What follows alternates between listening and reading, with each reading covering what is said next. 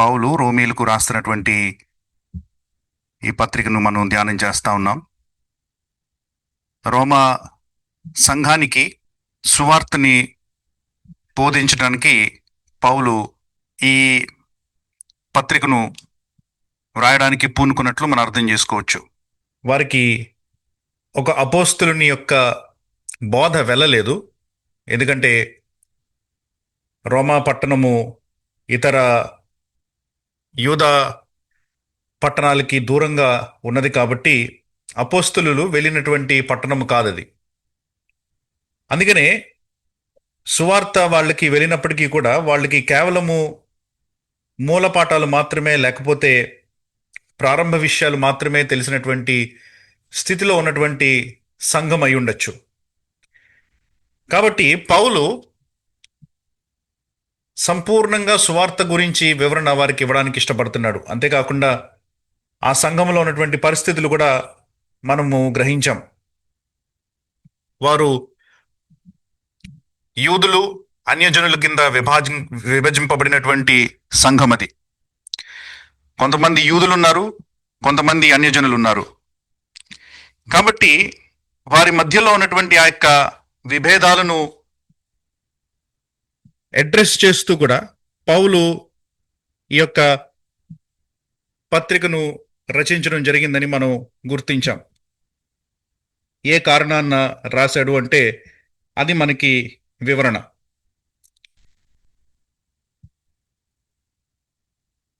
తను మొదటి అధ్యాయం ప్రారంభం నుంచి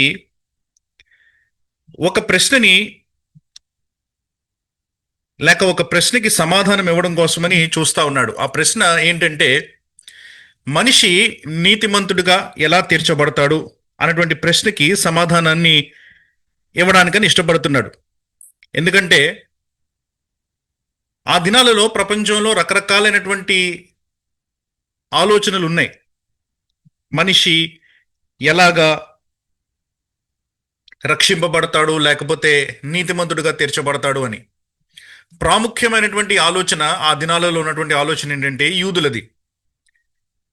ఆ ఆలోచన ఏంటంటే, దేవుడు అనుగ్రహించినటువంటి ధర్మశాస్త్రాన్ని తూచా తప్పకుండా పాటిస్తూ, ఆయన ఆజ్ఞలన్నింటినీ గాయకుంటూ, ఆయన పెట్టినటువంటి కట్టడలను, నియమములను, నిబంధనలను పాటిస్తూ, ఎప్పుడు బలిమ్మన్నాడో అప్పుడు బలిస్తూ, ఎప్పుడు దేవాలయానికి వెళ్ళమన్నాడో అప్పుడు దేవాలయానికి వెళుతూ, నిష్ట కలిగినటువంటి జీవితాన్ని జీవిస్తే అట్టి మానవుడు నీతిమంతుడిగా తీర్చబడతాడు అని యూదులు నమ్ముతా ఉన్నారు.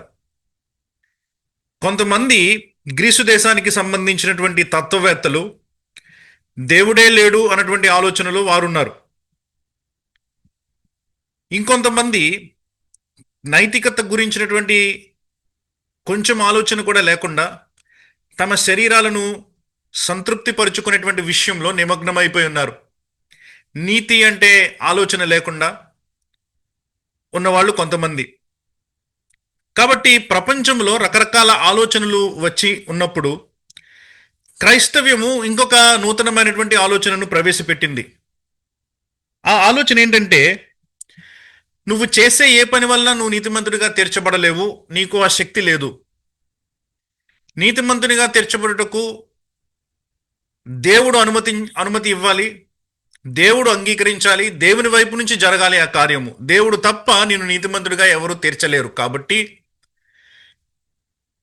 నిన్ను నీతిమంతుడిగా తీర్చగలిగేటువంటి ఆ దేవుని యొక్క మరణాన్ని, భూస్థాపితాన్ని, పునరుద్ధానాన్ని నువ్వు గుర్తించి ఆయన యందు విశ్వాసం ఉంచితే, యేసు ప్రభువుని కనుక నువ్వు నమ్ముకుంటే, నీ పాపంలో ఆయన దగ్గర ఒప్పుకుంటే, విశ్వసిస్తే నీకు మారు మనసు, పాపక్షమాపణ కలుగుతాయి. తద్వారా నువ్వు నీతిమంతుడిగా తీర్చబడతావు అని క్రైస్తవులు క్రొత్త సిద్ధాంతాన్ని పెట్టారు.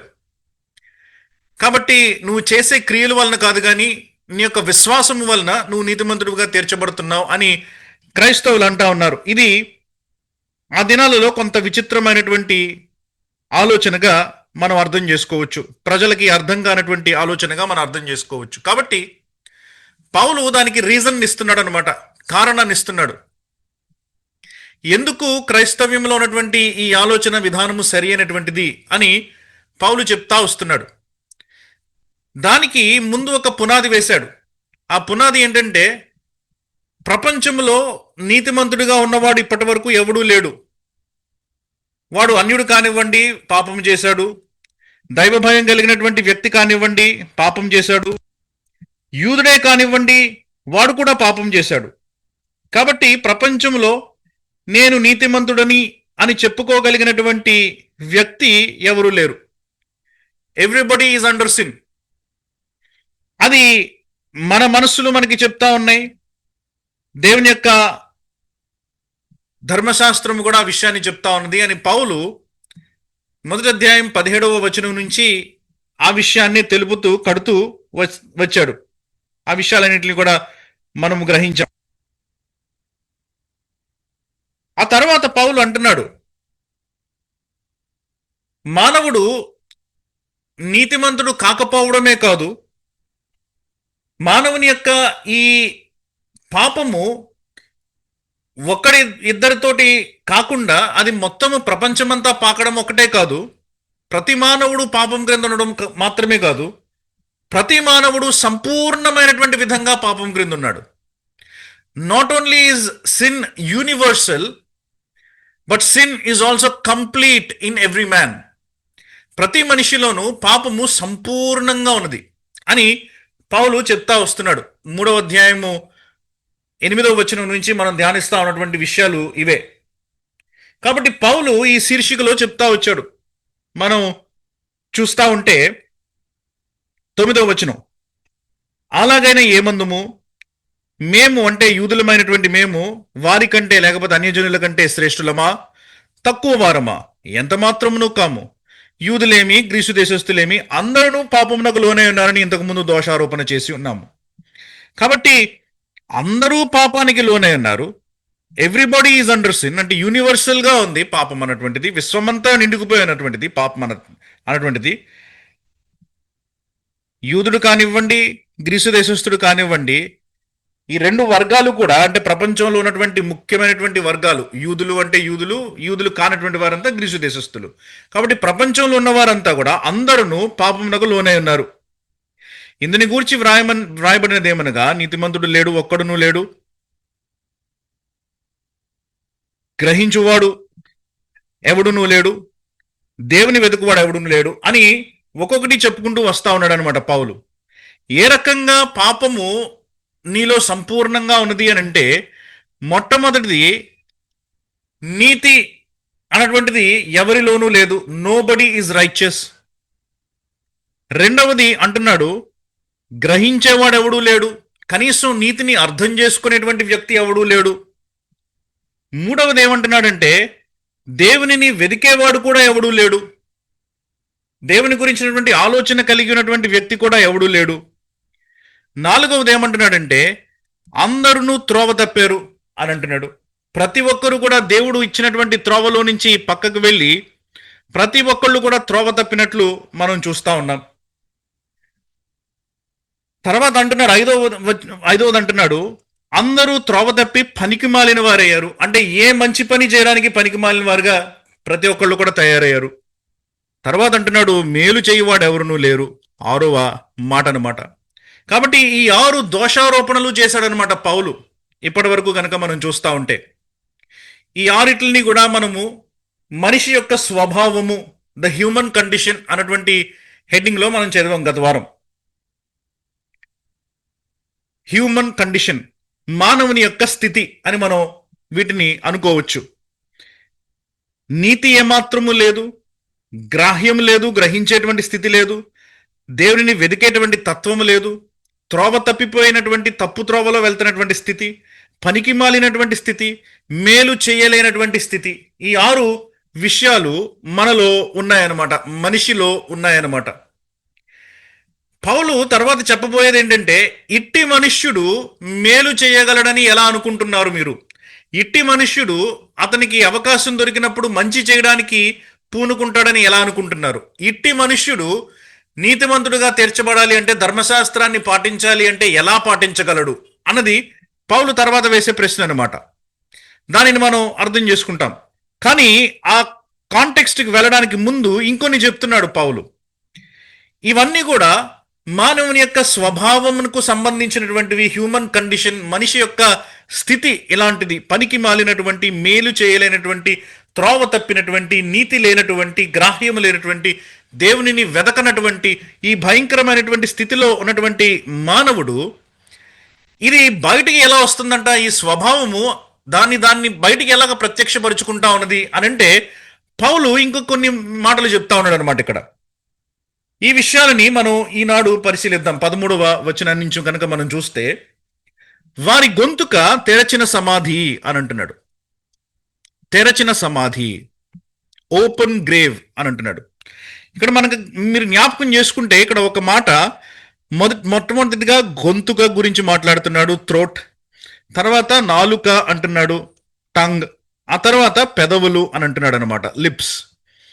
గొంతుక, నాలుక, పెదవులు, ఇవన్నీ కూడా మాట్లాడడానికి మనం ఉపయోగించేటువంటి 3 విషయాలు. గొంతులోంచి స్వరం వస్తుంది మనకి.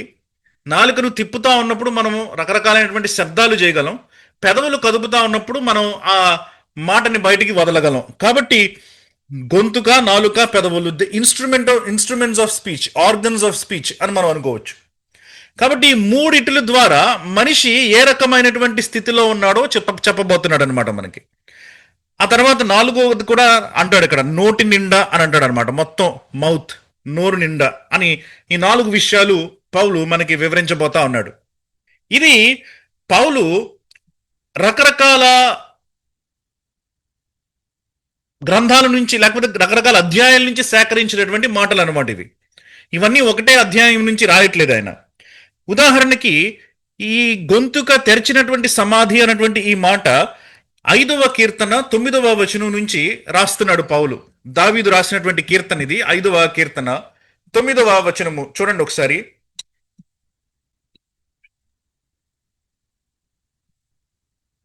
వారి నోట యథార్థత లేదు, వారి అంతరంగము నాశనకరమైన గుంట, వారి కంఠము తెరచిన సమాధి, వారు నాలుకతో ఆడుదురు. వారి కంఠము అని అంటున్నాడు ఇక్కడ, దానిని మనం గొంతుక అని అనుకోవచ్చు అనమాట. తెరచిన సమాధి అని అంటున్నాడు. నాలుకతో ఇచ్చకమ్మలాడుదురు అని అంటున్నాడు అనమాట. మోసము చేస్తారు అన్నటువంటి ఆ మాటని అక్కడ రాస్తా ఉన్నట్లు మనం చూడగలుగుతాం. ఏంటి తెరచిన సమాధి? ఎందుకు ఈ పోలికని దావీదు వాడాడు? ఎందుకు ఈ పోలికని ఇక్కడ దావీదు కూడా రెట్టిస్తా ఉన్నాడు? తెరచిన సమాధి అని అంటే సహజంగా పోడ్చకుండా వదిలేసినటువంటి సమాధి అన్నమాట. యూదులు 2 రకాలుగా పాతి పెట్టేవాళ్ళు. బాగా డబ్బున్న వాళ్ళైతే తమ కోసం తొలిపించినటువంటి సమాధిలో, ఒక గుహలో కానివ్వండి, లేకపోతే ఏదైనా ఒక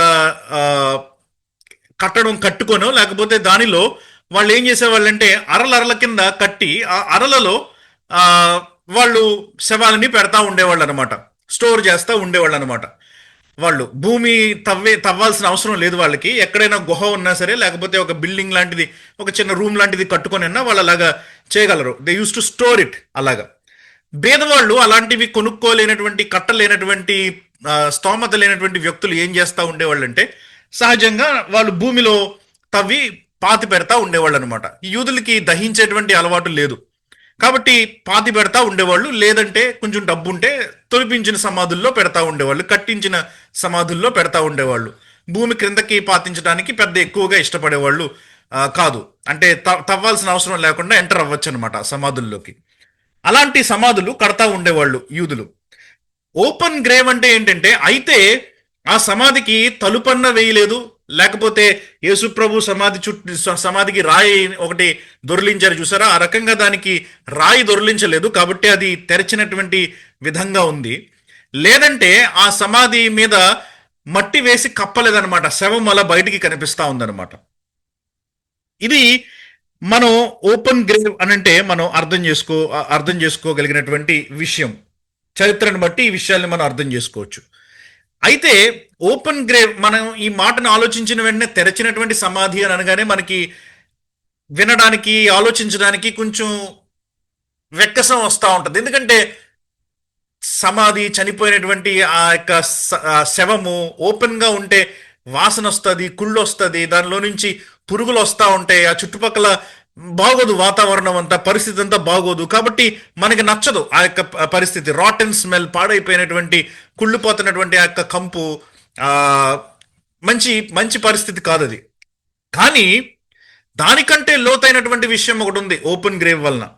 ద్వితీయోపదేశ కాండం మనం చదువుతా ఉంటే 21వ అధ్యాయంలోనికి వెళ్ళి మీరు 22, 23 వచనాలు మీరు చదువుతా ఉన్నప్పుడు, సిలువ వేయబడినటువంటి ఒక వ్యక్తిని, లేకపోతే వేలాడదీసినటువంటి ఒక వ్యక్తిని ఎలాగా డీల్ చేయాలో అక్కడ ఒక ఆజ్ఞ ఉంటుంది అనమాట. ద్వితీయోపదేశ కాండము 21వ అధ్యాయము 22, 23 వచనాలు చూడండి. తగిన పాపము ఒకటి చేయగా హ్మ్. అతని చంపి మీద బ్రేలాడదీసిన ఎడల ఆ, అతని శవము రాజు ఆ మ్రాను మీద నిలబడదు. ఆ, వేలాడదీయబడిన దేవునికి శాపగ్రస్తుడు కనుక హ్మ్, నీ దేవుడైన యెహోవా ఆస్తిముగా నీకు ఇచ్చుచున్న దేశమును హ్మ్. నీవు అపవిత్రపరచుకుంటున్నట్లు అగత్యముగా ఆ దినమున వానిని పాతి పెట్టవలెను. కాబట్టి ఏ శవమైనా సరే సహజంగా రాత్రిపూట బయట ఉంచకూడదు, ఓపెన్ గా దానిని ఉంచకూడదు. ఏ శవమైనా సరే దానిని ఎంత త్వరగా అయితే అంత త్వరగా పూడ్చిపెట్టేయాలి అన్నటువంటిది ఒక ఆజ్ఞ అనమాట.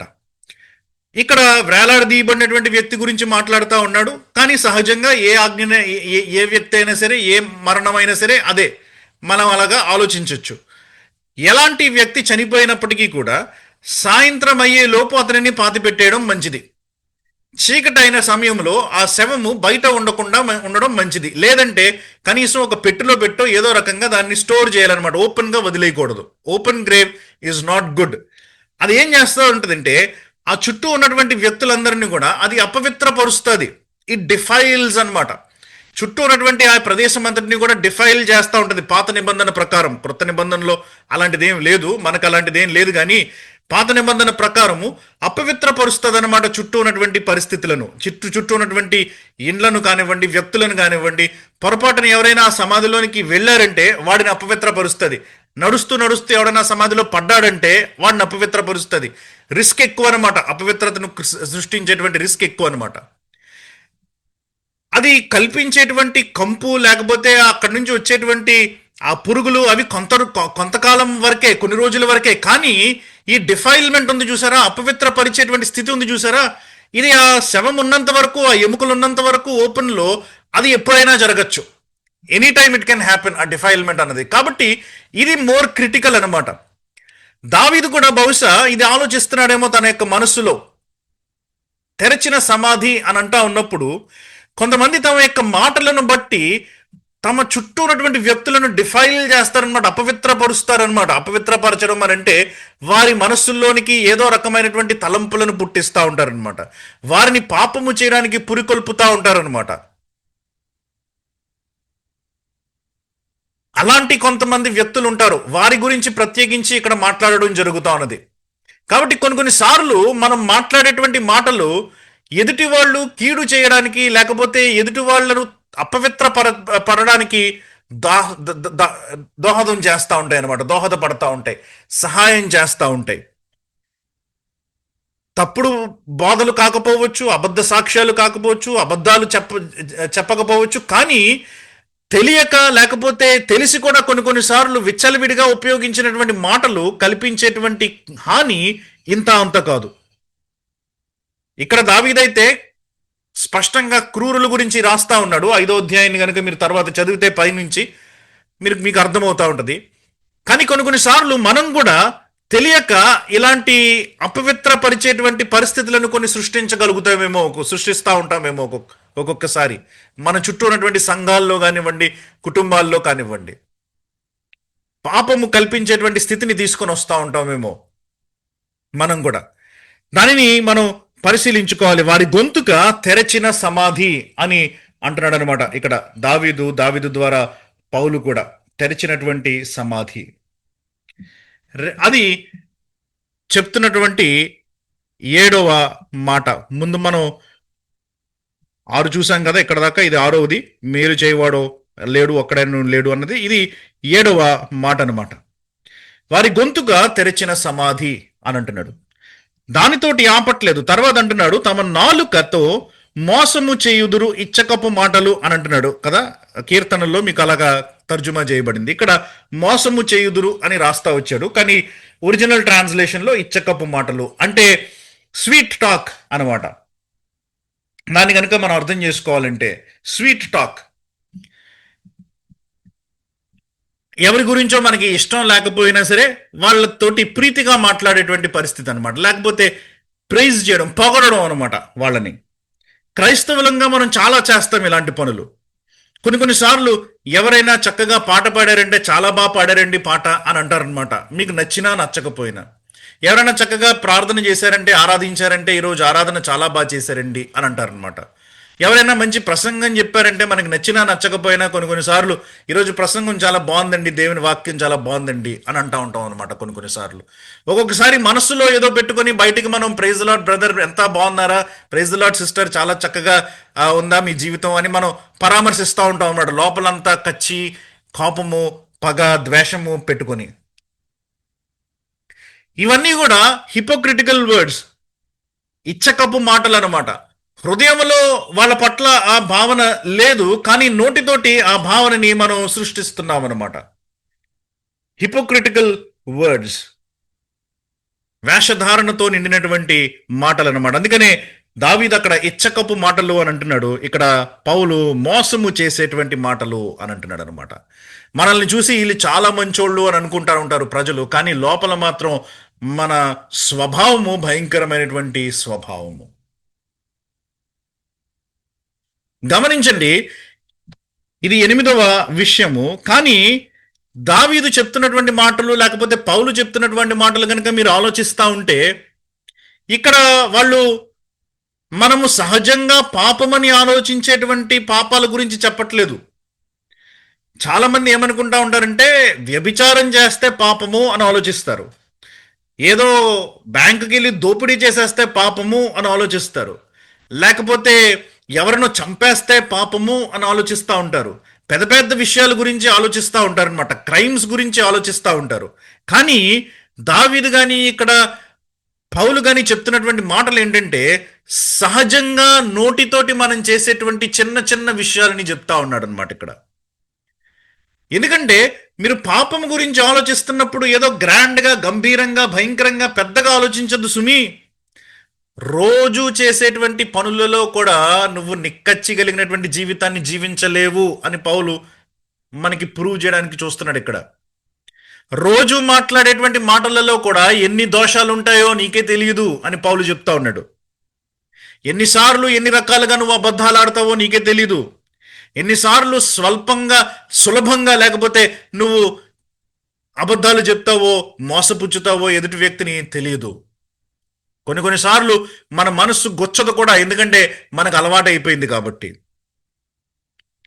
ఏంటి సిస్టర్ ఈరోజు మందిరానికి రాలేదు, అబ్బే తలనొప్పండి, ఏమీ లేదు, బద్ధకం వచ్చి ఇంట్లో ఉండిపోయాం, సులభంగా అబద్ధం చెప్పేసేటువంటి స్థితి అన్నమాట. ప్రియులారా, మనం నాలుకతోటి మనం ఎంత మోసం చేస్తామో మనం అర్థం చేసుకోవాలి. ఇక్కడ స్వల్పమైనటువంటి పనులు, భారీ పాపాలు కాదు మనం ఆలోచించేటట్టు, కానీ స్వల్పమైనటువంటి రోజువారీ పనులలో ఎంత పాపం ఉందో మనం ఆలోచించాలి. అందుకనే దావీదు 36వ కీర్తన మొదటి 3 వచనాలు చదువుతా ఉంటే అక్కడ ఏమన్నాడు చూడండి. 36వ కీర్తన మొదటి 3 వచనాలు.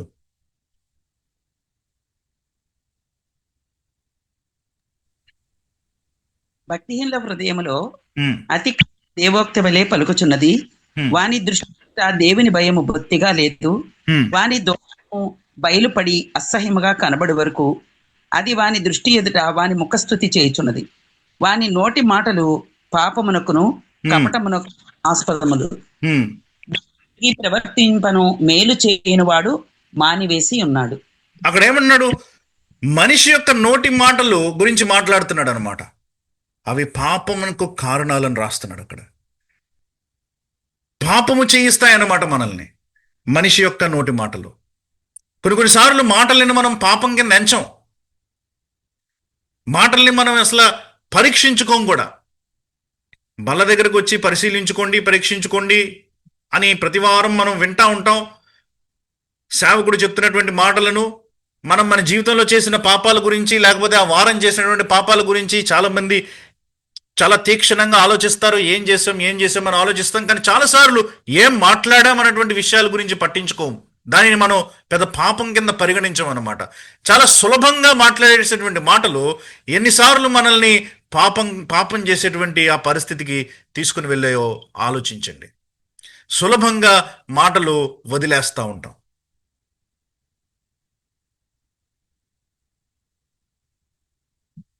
నాలుకతో మోసం చేస్తూ ఉంటారంట. ఇచ్చకప్పు మాటలు మాట్లాడుతూ ఉంటారంట. తర్వాత అంటున్నాడు 9వ మాట, వారి పెదవుల క్రింద సర్ప విషం ఉన్నది అని అంటున్నాడు అనమాట. 140వ కీర్తన 3వ వచనంలో నుంచి రాశాడనమాట ఈ మాటని.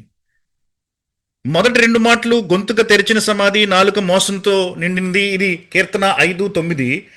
ఈ మాట వారి పెదవుల క్రింద సర్ప విషం ఉన్నది అన్నటువంటి ఈ మాటని 140వ కీర్తన 3వ వచనం నుంచి తీశాడనమాట. చూడండి ఒకసారి. పాము నాలుక వలె వారు తమ నాలుకను వాడి చేయుదురు, వారి క్రింద సర్ప విషం ఉన్నది. కాబట్టి ఈ మాటని వాడుతున్నాడు అనమాట. వారి పెదవుల క్రింద సర్ప విషం ఉన్నది అని అంటున్నాడు.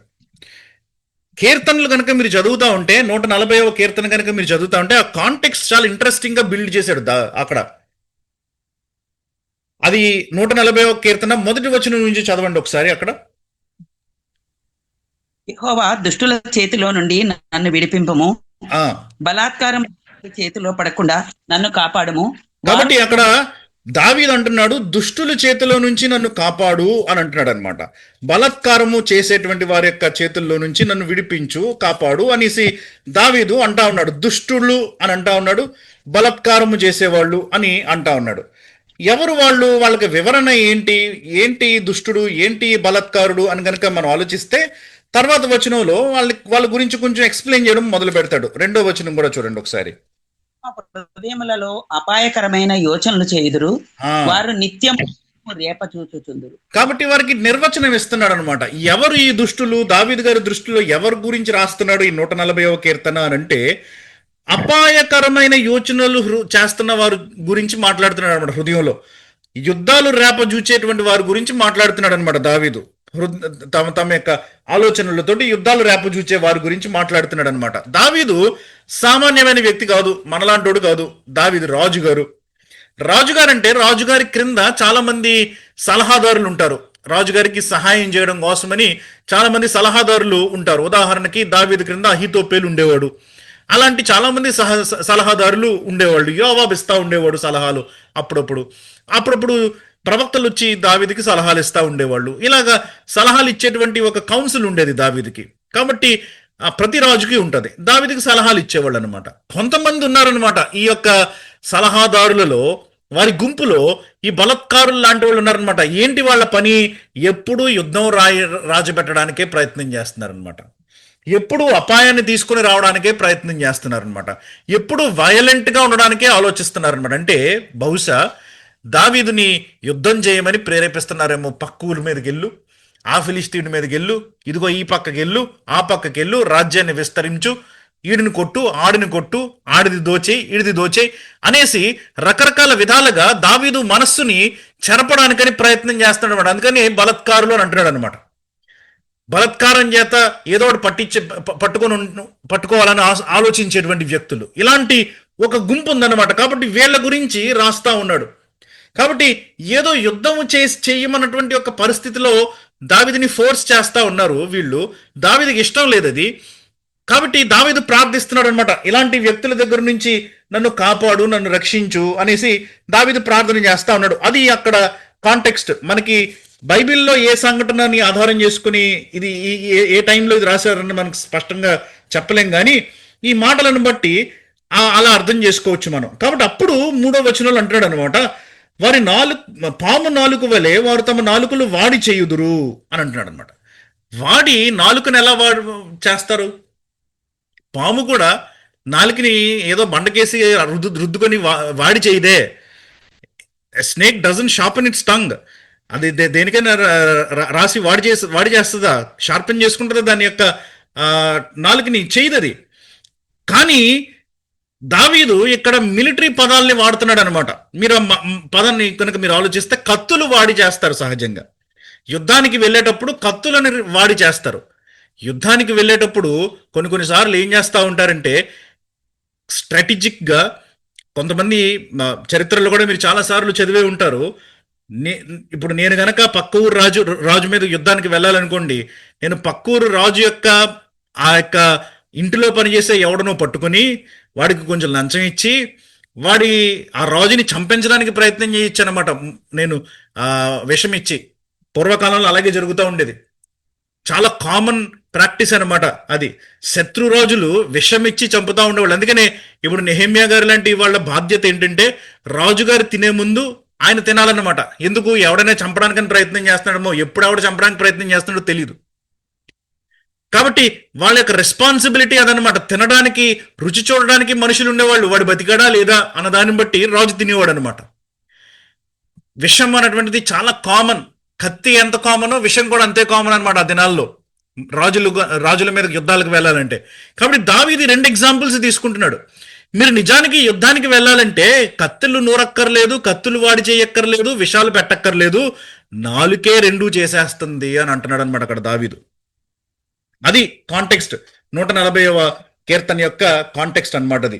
ఆ రకంగా రాస్తున్నాడు అనమాట. కాబట్టి దావీదు అంటున్నటువంటి మాటలు మనం అర్థం చేసుకుంటా ఉన్నప్పుడు ఈ పెదవుల క్రింద సర్ప విషం ఉన్నది అన్నటువంటి ఈ మాట ఎవరి గురించి రాస్తున్నాడంటే ఇద్దరి మధ్యన గొడవ పెట్టడానికని ప్రయత్నం చేసేటువంటి వ్యక్తులని.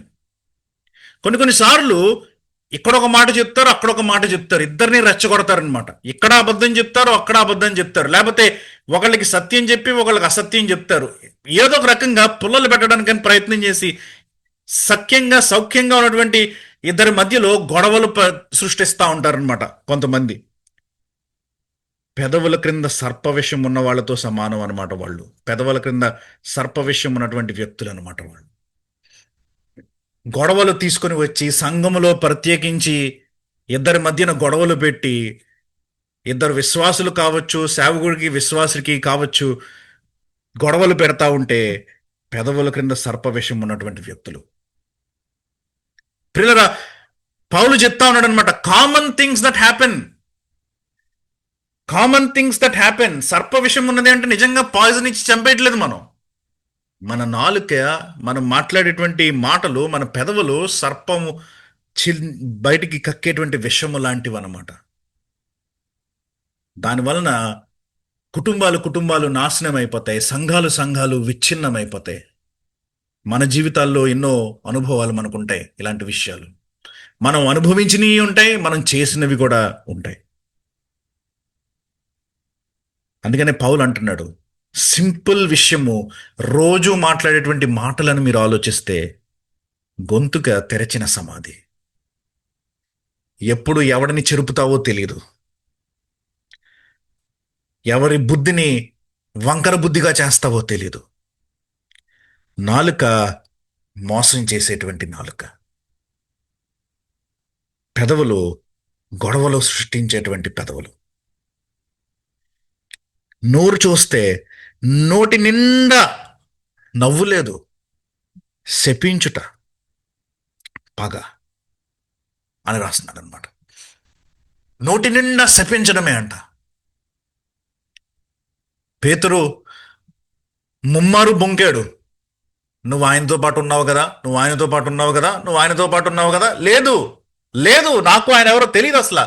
3వసారి శపించుకోవడం మొదలెట్టేశాడంట.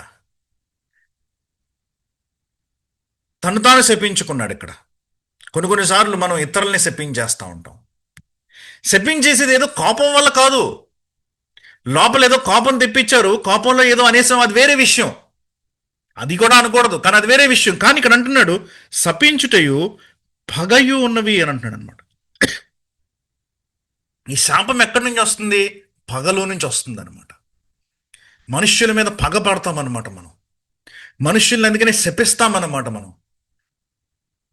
అందరూ ఉన్నప్పుడు సంతోషంగా మాట్లాడుతూ ఉండొచ్చు, కానీ మనం మాత్రమే ఉన్నప్పుడు, మన కుటుంబం మాత్రమే ఉన్నప్పుడు, మీకు బాగా తెలిసినటువంటి వ్యక్తులు మాత్రమే ఉన్నప్పుడు కొన్నిసార్లు కొంతమందిని శపించడం మొదలు పెడతాం. మీకేం తెలుసండి ఆమె గురించి, మీకేం తెలుసండి ఆయన గురించి అనేసి మొదలు పెడతాం. ఇంకా దానికి అంతమే ఉండదు. ప్రియులరా, ఈ నోరు అందుకనే బహుభయంకరమైనటువంటిది.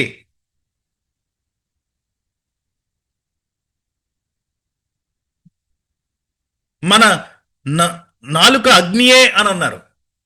చిన్నదే కానీ మొత్తం ప్రపంచాన్ని మార్చేస్తుందంట, చిచ్చు పెట్టేస్తుందంట యాకోబు గారు అన్నారు. ఎంతమందో యెషయా అన్నాడు నాలుక గురించి, ఇర్మియా అన్నాడు నాలుక గురించి, ప్రవక్తలు చాలా మంది చెప్పారు భయంకరమైనటువంటిది ఇది. మీ నోటి మాటల్ని జాగ్రత్తగా ఉంచుకోవాలి. ఈ మాటలు తెలిసినటువంటి యెషయా సర్వాధికారి అయినటువంటి సర్వోన్నతుడైనటువంటి దేవుణ్ణి చూసినప్పుడు, ఆయన పరిశుద్ధతని చూసినప్పుడు, పరిశుద్ధుడు పరిశుద్ధుడు పరిశుద్ధుడు అని దేవదూతల్లో ఆయనని ప్రతిగానం చేస్తా ఉంటే ఈయనకి ఏం మాట్లాడాలో తెలియక ఈయన అంటున్నాడు అనమాట. ఒకటే మాట ఈయనకు వచ్చింది ఏంటంటే, అయ్యో అపవిత్రమైన పెదవులు కలిగినటువంటి వాడును, అపవిత్రమైన పెదవులు కలిగిన మనుషుల మధ్యలో నివసిస్తున్నటువంటి వాడును అని అన్నాడు అనమాట. ఎందుకంటే ఈయనకి ఫస్ట్ వచ్చిన రియలైజేషన్ ఏంటంటే, నేను మాట్లాడే మాటలు ఏంటి ఇంత దరిద్రమైనటువంటి మాటలా అని ఆలోచించుకున్నాడు అనమాట. The holiness of God when he looked at it inwardly, బయటేమో ఆ దేవదూతలు పరిశుద్ధుడు పరిశుద్ధుడు పరిశుద్ధుడు అని అంటా ఉంటే ఈయనేమో పరిశుద్ధుడు అని అనడానికి బోసి ఆశ వచ్చిందేమో, కానీ అనిపించింది అనమాట వెంటనే, ఇవి ఈ అపవిత్రమైనటువంటి పెదవులతోటి నేను దేవుణ్ణి ఆరాధించడమా అని అనుకున్నాడు అనమాట. అప్పుడు బయటకు చెప్పాడనమాట, అపవిత్రమైన పెదవులు కలిగిన వాడిని. అందుకనే జకర్యా అక్కడ పాపం చేసిన వాళ్ళగా తలదించుకొని ఉంటే అపవాది వచ్చి నానా నిందలు మోపుతా ఉంటే ఆ దేవదూత వచ్చి ఆ కాలుతున్నటువంటి ఆ యొక్క దాన్ని తీసుకొని వచ్చి, కొరువిని తీసుకొని వచ్చి నాలుక మీద టచ్ చేసి కాల్చాడనమాట. అపవిత్రమైనటువంటి పెదవులు కలిగినటువంటి, నాలుక కలిగినటువంటి, వంకర నాలుక కలిగినటువంటి మనుషులం మనం. ప్రియులారా, the smallest thing that we do, the least thing, అన్నిటికంటే స్వల్పమైనది మనం చేసేటువంటి పనులలో ఏంటంటే మాట్లాడడం. ఊపిరి పీల్చడం అనుకోండి, అది కానీ ఊపిరి పీల్చడం వల్ల ఎవరిని మనం ఎఫెక్ట్ చేయట్లేదు.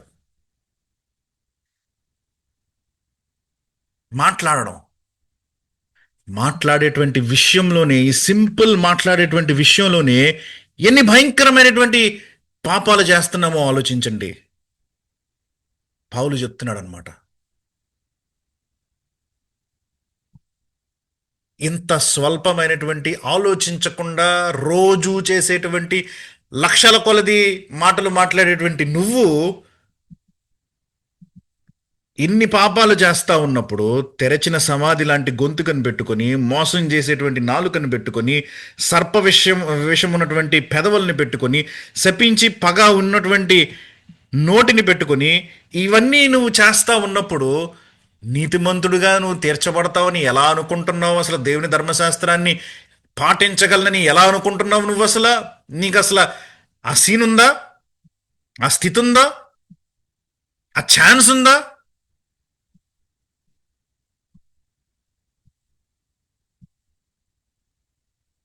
ఇక్కడ దాకా ఒక మాట 143 కదా,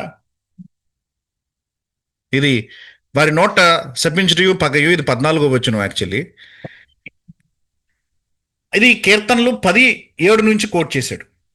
కీర్తనలు 10:7 నుంచి కోట్ చేశాడు. అది మీకు చెప్పడం నేను మిస్ అయ్యాను. కీర్తనలు 10:7 నుంచి కోట్ చేశాడు అనమాట. ఈ మాటను చూసారా, రక్తము చిందించుటకు వారి పాదములు పరిగెత్తుచున్నవి అన్నటువంటి ఈ మాటను చూసారా, యెషయా 59:7 నుంచి కోట్ చేశాడు అనమాట. యెషయా 59:7 తర్వాత వచ్చేటువంటి 3 వచనాలు కూడా యెషయా 59:7 నుంచి కోట్ చేస్తాడనమాట. ఇక్కడ వరకు నువ్వు మాట్లాడే మాటలు గురించి మాట్లాడుతూ వచ్చాడు. మీరు పౌలు రాసినటువంటి ఈ సీక్వెన్స్ని మీరు అర్థం చేసుకుంటే, నీతిమంతుడు లేడు, గ్రహించువాడు లేడు, వెదికేవాడు లేడు,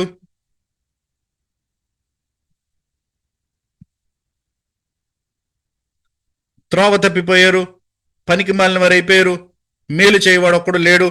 ఇదంతా కూడా మనిషి స్టాటస్, స్థితి, కండిషన్. అని మనం అనుకోవచ్చు. కండిషన్. మనిషి ఈ రకమైనటువంటి స్వభావం కలిగినటువంటి వ్యక్తి, ఈ రకమైన స్వభావం కలిగినటువంటి వ్యక్తి ఈ రకంగా మాట్లాడుతున్నాడు అనమాట. హృదయము నిండి ఉండు దానిని బట్టి నోరు మాట్లాడు అని యేసుప్రభు అన్నారు చూసారా. కాబట్టి ఆ టైప్లో వాడి హృదయం అంతా ఈ 10, 11, 12 వచనాలు ఉన్నాయి కాబట్టి 13, 14 వచనాల్లో వచ్చేసరికి వాడి నోరు ఇలా మాట్లాడుతుంది అనమాట.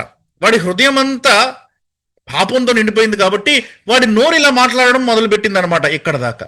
ఇప్పుడు ఇక్కడి నుంచి వాడి నోరు మాట్లాడేస్తా ఉంది కాబట్టి ఇక్కడి నుంచి వాడి యొక్క క్రియలు మొదలవుతున్నాయి అన్నమాట. ఇక పాపము చేయడానికి సిద్ధమవుతున్నాడు అనమాట. ఇక్కడ రక్తము చిందించుటకు వారి పాదములు పరిగెత్తుచున్నవి అని అంటున్నాడు. రక్తము చిందించుటకు అంటే ఇప్పుడు సింపుల్ నోరు అన్నటువంటి ఈ యొక్క దీంతో స్టార్ట్ చేసి అతి కాంప్లికేటెడ్ అనేటువంటి లైఫ్ని తీసేయడానికే రెడీ అవుతున్నారనమాట. ఎక్కడితో స్టార్ట్ అయింది? నోరుతో స్టార్ట్ అయింది. కానీ ఎక్కడితో ఎండ్ అవుతా ఉంది? మరణంతో ఎండ్ అవుతా ఉంది. రక్తము చిందించుటకు అని అంటున్నాడు కాబట్టి మరణం అని అంటున్నాను నేను. పౌలు యొక్క ఈక్వేషన్ని మీరు చూడండి. పౌలు ఎలాగ దీనిని కట్టుకుంటూ వస్తున్నాడో చూడండి. మొదటిగా నీ మనస్సులో ఉంది, నీ స్వభావము, ఇదంతా కూడా ఫస్ట్ ఇదంతా కూడా నీ మనస్సు. ఆ తర్వాత నువ్వు ఏం చేయడం మొదలెట్టావంటే నువ్వు నోటితోటి దాన్ని మాట్లాడడం మొదలెట్టావు అనమాట. మాట్లాడడం మొదలుపెట్టావు. అది నీకు బాగా స్నేహితులైనటువంటి వ్యక్తులతో మీరు షేర్ చేసుకోవడం కావచ్చు. లోపల ఎవరి మీద కసి ఉంది, కోపం ఉంది, అసలు దానికి అక్కలేదు ఇప్పుడు దాకా, లోపల మనసులో ఉంది. ఎవరో మిమ్మల్ని ఏదో అన్నారు, లోపల ఉంచేసుకున్నారు. రాత్రంతా ఆలోచిస్తూ ఉన్నారు, పళ్ళు బిగబట్టేశారు, కోపం వచ్చేసింది, రకరకాల సన్నివేశాలు ఊహించేసుకున్నారు. ఎలాగ వాళ్ళని కీడు చేయొచ్చా, ఎలాగ వాళ్ళకి బుద్ధి చెప్పచ్చా అని రకరకాలుగా ఆలోచించుకున్నారు. తగ్గలేదు. ఏదో రకంగా ఎవరికొకరు చెప్పాలి. నెక్స్ట్ స్టేజ్ ఏంటంటే నోరు మొదలవుతుంది అనమాట. నోరు చేస్తుంది అనమాట ఆ పనిని. నోరు చేసిన తర్వాత వీళ్ళ దగ్గర నుంచి కొంచెం సపోర్ట్ వచ్చింది అనుకోండి, మనకి చెయ్యి చెయ్యి చెయ్యి అన్న సపోర్ట్ వచ్చింది అనుకోండి, నెక్స్ట్ ఏం చేస్తామో తెలుసా? ఏదో కీడు చేయడానికి మనం తడపడతాం అనమాట. సీక్వెన్స్ ఇలాగే ఉంటుంది. అందుకనే యాకోబు 1వ అధ్యాయం 15వ వచనం కూడా అలాగే రాశాడు కదా. యాకోబు 1వ అధ్యాయం 15వ వచనం చూడండి.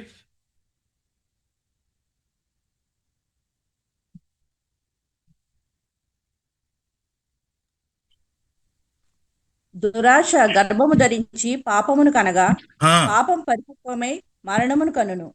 కాబట్టి దురాశ పాపమునకు దారి తీస్తుంది, పాపము మరణానికి దారి తీస్తుంది అనమాట. వారి పాదములు పరిగెడతా ఉన్నాయండి, ఎందుకంటే చంపడానికని. అక్కడ యాకోబు రాసింది మరణము అని అన్నప్పుడు పాపం వల్ల వచ్చే జీతం మరణం, మనకు వచ్చేటువంటి మరణము. కానీ ఎదుటి వాళ్ళని చంపడానికి కూడా మనకి ఇబ్బంది ఉండదు అనమాట. అంత పాపం వరకు వెళ్ళిపోతూ ఉంటుంది అనమాట. ఎందుకు? కేవలము నోరు స్టార్ట్ చేసిన దాంతో. రక్తము చిందించుటకు వారి పాదములు పరిగెత్తుచున్నవి. ఆల్వేస్ ప్రిపేర్డ్ అనమాట. పరిగెత్తేస్తున్నాయంట, నడవడం కూడా కాదు. మనకి ఇష్టం లేని పని ఎవరైనా చెప్పారనుకోండి, నెమ్మదిగా చేస్తాం అనమాట. ఏదో పనిలో ఉన్నాం, సడన్గా ఎవరెవరో మంచినీళ్ళు తీసుకురా అని అడిగారు అనుకోండి, ఇష్టం లేదు, మనకి ఏదో పని చేసుకుంటున్నాం కదా, నెమ్మదిగా వెళ్తాం. ఇష్టమైన పని చేయడానికి చాలా వేగంగా వెళ్తాం మనం. అంటే they were ready to do this. ఈ మనిషి యొక్క ప్రాణం తీసేయడానికి వీళ్ళు సిద్ధంగా ఉన్నారనమాట, ఇష్టంగా ఉన్నారనమాట. అంత డీవియేషన్ సృష్టిస్తుంది అనమాట మనలో పాపం. మనం అనుకోవచ్చు, నేను నా జీవితంలో ఈ పాపం చేయనే I'm not capable of this అని మనం అనుకోవచ్చు. ప్రతి మనిషి కూడా ప్రపంచంలో ఉన్నటువంటి అతి భయంకరమైనటువంటి పాపాన్ని చేయడానికి సమర్థుడు. ఆ విషయాన్ని మర్చిపోవద్దు. Every man is capable of doing the worst sin that you could imagine. మీకు తెలిసినటువంటి అతి భయంకరమైనటువంటి పాపాన్ని ఆలోచించుకోండి. పరిస్థితులన్నీ సమకూడాయంటే, అవసరం వచ్చింది అని అంటే ఆ పాపం చేయడానికి కూడా మనం సిద్ధమవుతాం. Everybody is capable of anything. అది మనం మర్చిపోకూడదు. కొంతమంది అనుకుంటూ ఉంటారు, నేను ఏ పాపమైనా చేస్తాను కానీ ఈ పాపం మాత్రం నేను చేయను అని అనుకుంటారు అనమాట. అలాంటి అపోహలు పెట్టుకోవద్దు. మన యొక్క గొప్పతనం కాదు అది. మనం మనం ఆ స్టేజ్లో లేం మనం. Anybody is capable of everything. అది మనం గుర్తుంచుకోవాలి. అందుకనే రక్తము చిందించుటకు వారి పాదములు పరిగెత్తుచున్నవి. ఆ తర్వాత అంటున్నాడు అనమాట, మరి ఇలాంటి స్టేజ్లోకి వెళ్ళినటువంటి మనిషి చివరికి ఏమవుతుంది అతని యొక్క జీవితం అని కనుక మనం ఆలోచిస్తే, లేకపోతే అతని యొక్క మార్గము ఎలా నిండిపోతుంది అని కనుక మీరు ఆలోచిస్తే, నాశనమును కష్టమును వారి మార్గములో ఉన్నవి అని అంటున్నాడు. వారి మార్గములో ఉన్నవి నాశనము కష్టము అంట. ఇది 11, ఇది రక్తము చిందించుటకు 11, ఇది 12. నాశనము కష్టము వారి మార్గంలో ఉన్నాయి.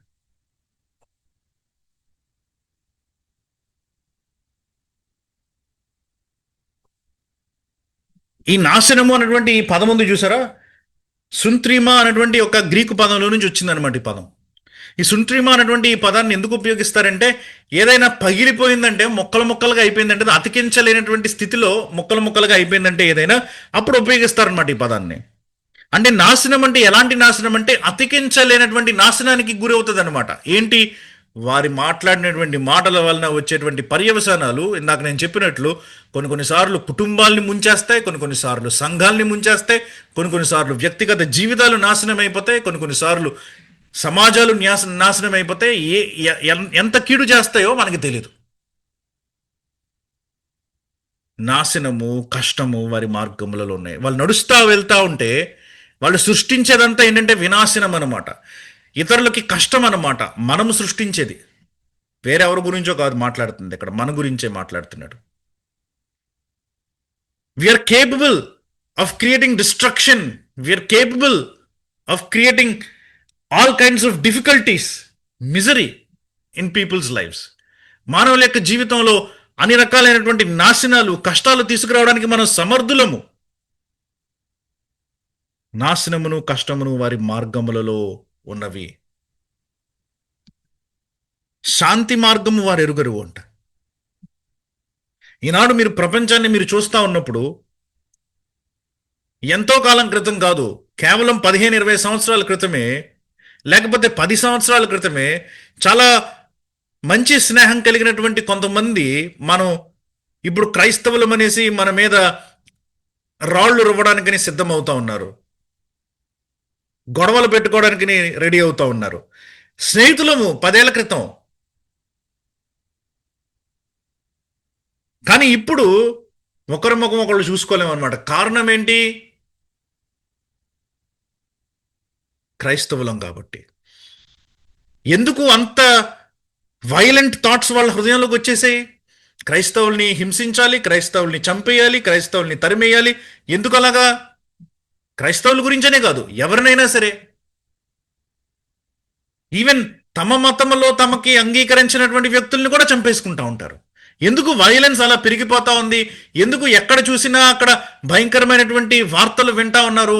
హత్యలు పెరిగిపోతా ఉన్నాయి, మానభంగాలు పెరిగిపోతా ఉన్నాయి. చివరికి వయస్సుని కూడా చూడకుండా 1 సంవత్సరం పసికందుని, 2 సంవత్సరాల పసికందుల్ని కూడా పాడు చేసేస్తా ఉన్నారు. ఎందుకు అంత భయంకరమైనటువంటి స్థితిలో ఉంది? ఆ క్రైమ్స్ కూడా రోజు రోజుకి వైలెంట్ అయిపోతున్నాయి. పోనీ అత్యాచారాలు అంటే అత్యాచారాలనే కాదు, ఇంకా వాటిలో విపరీతమైనటువంటి విధంగా పనులు చేస్తా ఉన్నారు మనుషులు. ఒకప్పుడు సామాన్యమైనటువంటి వ్యక్తులే వీళ్ళంతా కూడా. కానీ ఎందుకు ఇలాగ మారిపోతా ఉన్నది అని అంటే ఇదే జరుగుతూ ఉంది, మన కళ్ళకి ఎదురుగా జరుగుతూ ఉంది అనమాట. నాశనము కష్టము వారి మార్గములలో ఉన్నాయి, శాంతి మార్గము వారు ఎరుగరు. They don't know piece.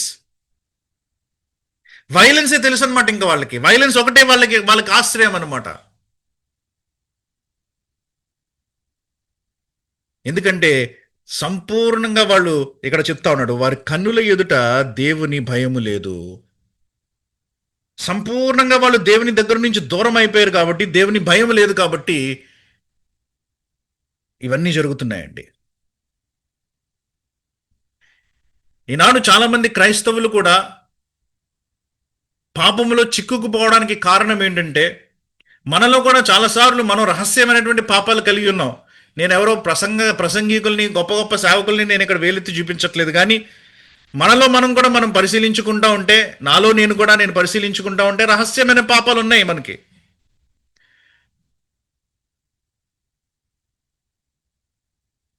ఎందుకంటే కొన్ని సార్లు దేవుని భయాన్ని మనము దేవుని భయం కిందకి మనల్ని తెచ్చుకోవట్లేదు. యోసేపులాగా నా యజమానుడు చూడకపోయినా దేవుడు చూస్తున్నాడు అన్న భయం లేదు మనకి. అందుకనే మనం విచ్చలవిడితనంగా మనం బ్రతకడానికి ఇష్టపడుతున్నాం అనమాట. మనం బయటికి చక్కగా మంచోళ్ళ కనిపిస్తూ ఉంటాం, కానీ మన ఒంటరి జీవితంలో మనకి కొంచెం చీకటి ఉందన్నమాట మన హృదయంలో. అలాంటి పరిస్థితి కనుక ఉంటే నాశనము, కష్టము వారి మార్గములలో ఉన్నవి, శాంతి మార్గము వారు ఎరుగరు అని అంటున్నాడు అనమాట పౌలు. ప్రియులరా, ఇర్మియా 6వ అధ్యాయం 14వ వచనం చూడండి ఒకసారి.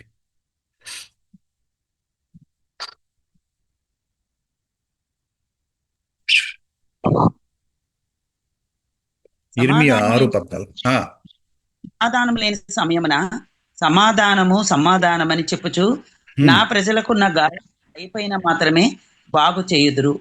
చాలా సంఘాలు ఈనాడు సమాధానం లేనటువంటి స్థితిలో ఉన్న వ్యక్తులకి సమాధానం అని చెప్తున్నారనమాట.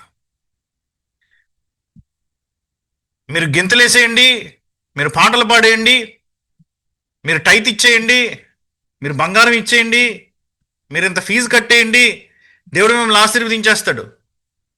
విత్తండి కొయ్యండి, విత్తండి కొయ్యండి. మీ కుటుంబంలో సంతోషము, మీ కుటుంబంలో ఆనందము, రకరకాల ప్రామిసులు చేస్తూ ఉంటారనమాట. దేవుడు మిమ్మల్ని హింసించడానికి లేకపోతే శ్రమ పెట్టడానికి ఒప్పుకోడు దేవుడు. కాబట్టి మీరు ఇలా చేస్తే దేవుడు మిమ్మల్ని బాగా చూసుకుంటాడు. ఇలా చేయడం అంటే ఏంటంటే డబ్బులు ఇవ్వడం అనమాట. సమాధానం లేనటువంటి సమయంలో సమాధానం అని చెప్పేటువంటి వ్యక్తులు ఉన్నారనమాట. చాలా సంఘాలు ఇలాగే ఉన్నాయి. ఎందుకంటే చాలా మందికి దేవుని యొక్క భయం లేదు.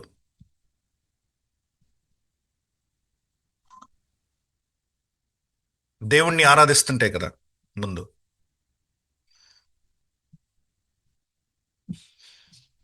ఈ దినాలలో మీరు కనుక పాశ్చాత్య దేశాలని మీరు చూస్తూ ఉంటే, వెస్టర్న్ కంట్రీస్లో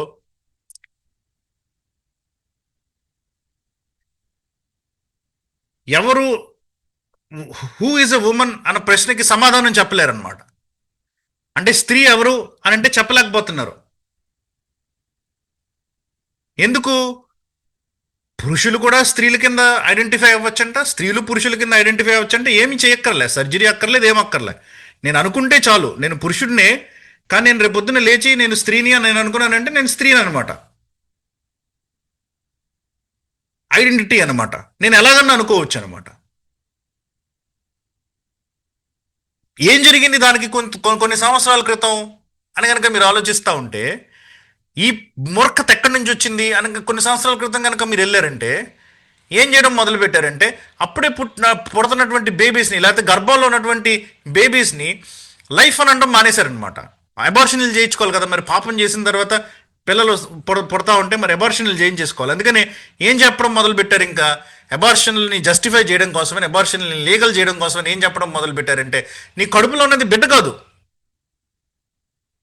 నీ కడుపులో ఉన్న దానికి జీవం కాదు, జీవితం అక్కడి నుంచి ప్రారంభమవుదు, జీవం అక్కడి నుంచి ప్రారంభమవుదు అని అనడం మొదలు పెట్టారనమాట. అబార్షన్లని ఫ్రీగా చేయించుకోవడం కోసం.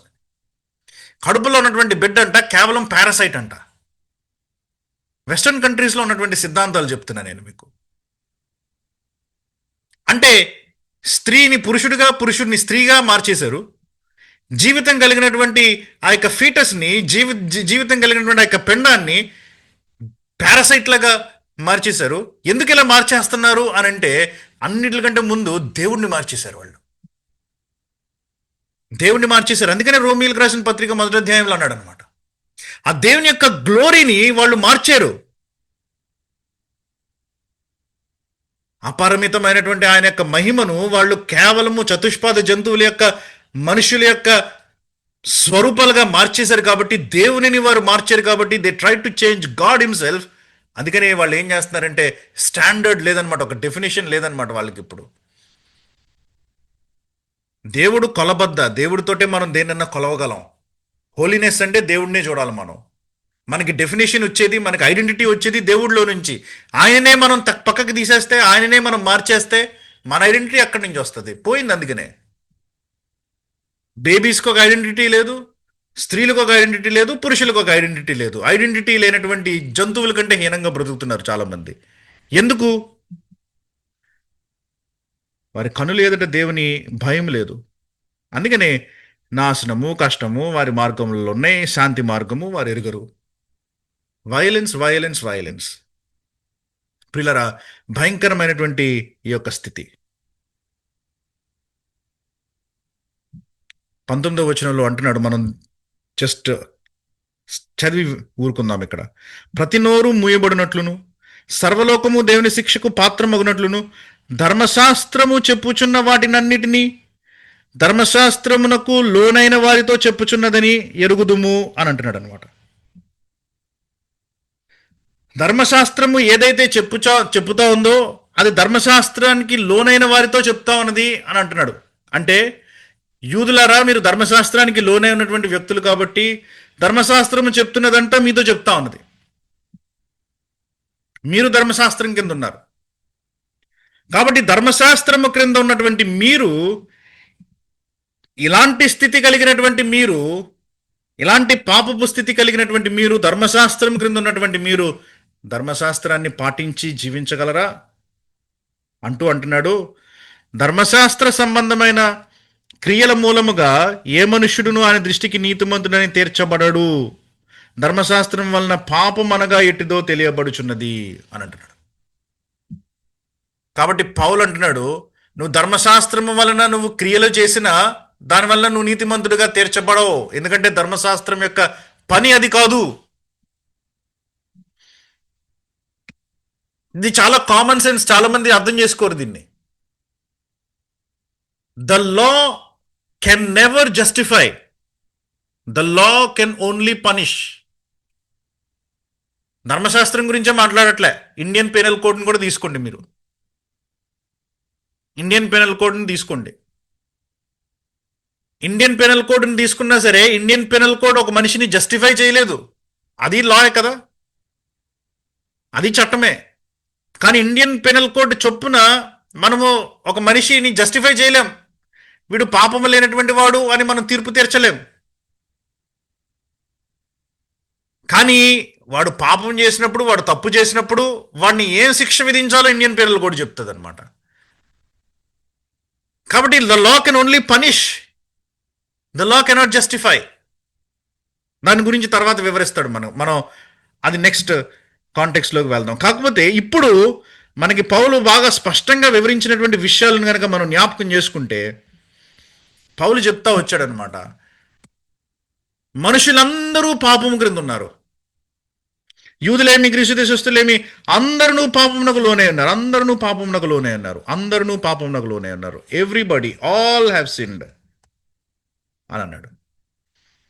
ఎలాంటి పాపము అని అంటే చెప్పుకుంటూ వచ్చాడు. నీతిమంతుడు లేడు, గ్రహించడం లేదు, దేవుని వెదిగేటువంటి స్థితి లేదు, త్రోవ తప్పిపోయాం, పనికి మాలిన వాళ్ళు అయిపోయాం, మేలు చేయలేకపోతున్నాం. మన గొంతుకేమో తెరిచిన సమాధి, నాలుకేమో మోసం చేసేటువంటిది, పెదవుల క్రిందేమో సర్ప విషం ఉన్నది, నోటి నిండా శపించేటువంటి స్థితి ఉన్నది, రక్తము చిందించుటకు పరిగెట్టేటువంటి పాదాలు ఉన్నాయి మనకి, నాశనమును కష్టమును మన మార్గాల్లో ఉన్నాయి, శాంతి మార్గమే మనకి తెలియదు. ఇలాంటి భయంకరమైనటువంటి స్థితిలో ఉన్నాం. Completely under sin. Everybody is under sin. Universally మనం పాపం క్రింద ఉన్నాం. Completely under sin. సంపూర్ణంగా మనం పాపంలో. ఏ ధర్మశాస్త్రం మనల్ని విడిపిస్తుంది? ఏ ధర్మశాస్త్రం మనల్ని రక్షిస్తుంది? ప్రతి ధర్మశాస్త్రం కూడా శిక్షించు శిక్షించు శిక్షించు అని చెప్తుంది, కానీ రక్షించు అని చెప్పలేదే. అలాంటి సందర్భంలో సువార్త వచ్చిందంటే మీరు తర్వాత 21వ వచనం చదివితే కనిపిస్తుంది. అది 1వ అధ్యాయం 18వ వచనానికి కనెక్ట్ చేస్తుంది అనమాట. ఆ వివరణ మనం వచ్చే వారం తెలుసుకుందాం. కానీ ఇంత భయంకరమైనటువంటి పాపపు స్థితిలో ఉన్నటువంటి మనలను కేవలము సువార్త యందు విశ్వాసం ఉంచడం వల్ల రక్షించినటువంటి ఆ యొక్క దేవునికి మనం ఎంత కృతజ్ఞతాస్తుతులు చెల్లించాలో దయచేసి గ్రహించండి. మన జీవితాలలో మనం ఆయన కోసం ఎంత నిక్కచ్చిగా, ఎంత స్వచ్ఛంగా, స్పష్టంగా బ్రతకాలో తెలుసుకోండి. ప్రార్థన చేద్దాం.